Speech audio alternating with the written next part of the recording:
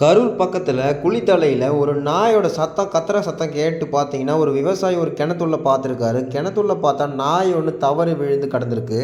உடனடியாக அவர் தீயணைப்புத்துறைக்கு தகவல் அளித்திருக்காரு. எங்கள் குளித்தலை தீயணைப்பு வீரர்கள் அங்கே விரைந்து போயிட்டாங்க.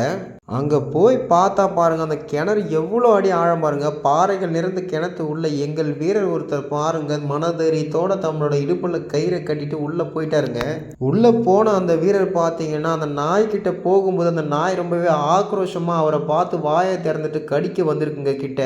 சாதுரியமாக அந்த நாயை கையாண்டு அவர் பார்த்தீங்கன்னா ஒரு சாக்கை எடுத்து பார்த்தீங்கன்னா அந்த கோணி சாக்கை அந்த நாயோட வாயில் வச்சு கடிக்க வச்சு அழகாக அந்த கோணி சாக்கை வச்சு அந்த நாயை சுற்றிட்டாருங்க. சுற்றி அழகாக கயிறை வச்சு கட்டிட்டு இருக்காரு. அவர் கட்டின உடனே பார்த்தீங்கன்னா மேலே இருந்த பொதுமக்களும் எங்கள் துறை வீரர்களும் எல்லாருமே சேர்ந்து அந்த நாய்க்குட்டியை அழகாக மேலே தூக்கி காப்பாற்றிட்டாங்கங்க.